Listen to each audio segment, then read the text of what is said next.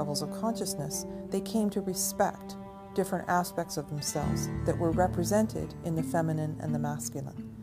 But they went further and called it sacred feminine and sacred masculine, which meant the purest form that was actually connected to the two hemispheres of the brain. Feminine consciousness corresponds to the right hemisphere of the brain and the left side of the body. In contrast, masculine consciousness corresponds to the left side of the brain and the right side of the body. Patriarchal consciousness focuses on history, linear time, dogma, rationality, waking reality, and science. Matriarchal consciousness focuses on eternity, cycles of time, ritual, magic, altered states, and art. If we examine the art, we can see the characters almost always have one foot slightly forward. In some instances, they take a big step forward. In each scene, the goddess has her left foot slightly leading, showing awareness of the feminine principles of timelessness and magic. The pharaoh, however, takes a large step with his right foot. This shows that he is grounded in the masculine. Similarly, we often see images with two left hands. It has been suggested that this is just a stylistic convention, but we should not impose our ideas on Egyptian art. Left hands suggest giving, while right hands suggest taking. In our culture, we've practically erased the feminine in favor of the masculine. Reading, writing, and arithmetic. Art, music isn't as important.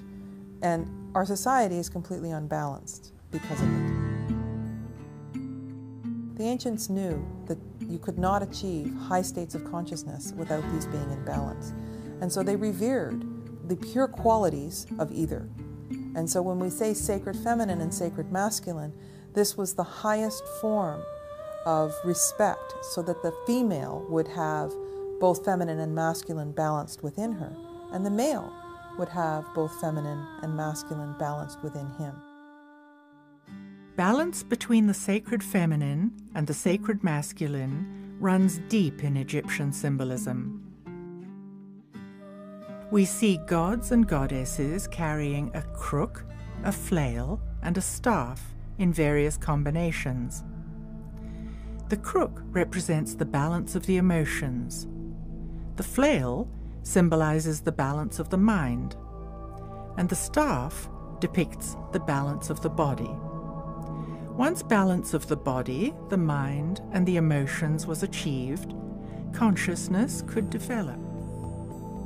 Notice the staff always has the head of a bird and a forked base. The staff never touches the ground. This indicates that we are spiritual beings having an earth experience. We are incarnated here, but our souls can go beyond the earthly plane. Egyptian temples were places where spiritual work was done. An arch with a winged disc is always found at the entrance to temples. The winged disc depicts a vulture and a snake. Snake been taken as a symbol of masculine, and the vulture is the feminine. The feminine and the masculine had to be in balance. The lower self was to surrender to the higher self in order to enter the sacred space. This meant that the ego of the everyday world had to step aside, while the higher self connected with cosmic energy. Vulture can fly, snake can't fly, but both have the same glands. System of life is based on glands. The glands were the most important features of the human being. One of the most misunderstood functions of the human body today is our glandular or endocrine system. Glands secrete hormones that trigger reproduction. Fertility and procreation had high value in Egyptian ideology. The ancients were very much in tune with how the energy systems in the body, or the chakras, as the East Indians would talk about them, were connected to the glands. Ancient teachings speak of 7 energy centers in the body called chakras.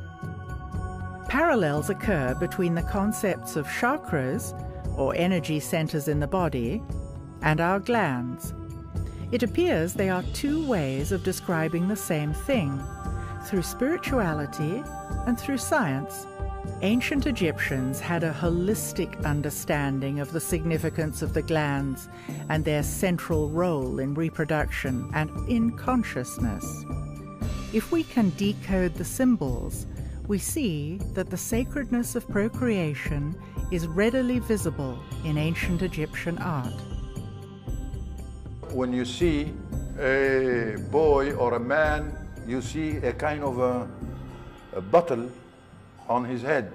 That is not a bottle or not a white crown symbolizing Upper Egypt, as my colleagues and the scholars say. No, this is a gland in the human body known as the thymus, located behind the lungs. The thymus is most active when a baby is in utero. It continues to be active until puberty. Then it begins to shrink and is atrophied when we stop being fertile. It was a critical activator of consciousness. The red crown is another. It's the womb, the placenta. The thymus and the womb are connected for the cycle of life. When you see the double crown, the red crown is the womb and the placenta. The white crown is the thymus, who has its influence on the womb. That's the symbol of one of the glands. In the early 1900s, alchemist Schwaller de Lubitz presented a work called The Temple of Man. It demonstrated that the architects of the Luxor temple used sacred geometry, which reflected the exact proportions of the human body. As in all Egyptian temples, the most sacred space was located at the back of the temple, the Holy of Holies, which corresponded to the pineal gland. When activated, the pineal gland is said to stimulate the evolution of higher states of consciousness. If the temples were metaphors of the human body, the pineal gland corresponded with the Holy of Holies. At the entrance to the most sacred part of the temple stand tall pillars representing the masculine and the feminine, papyrus and the blue lotus. The papyrus and the lotus reflect the balance between the feminine and the masculine principles, and are shown together throughout ancient Egyptian art. The blue lotus is a symbol of life, and this plant, blossom, flower, it grows in the water like water lilies. It's where the ancient Commissions believe that life starts in water and in that lotus form. We have seen there are always multiple layers of meaning embedded in ancient Egyptian symbols. Is there another reason why the blue lotus was so important in Egyptian ceremonies?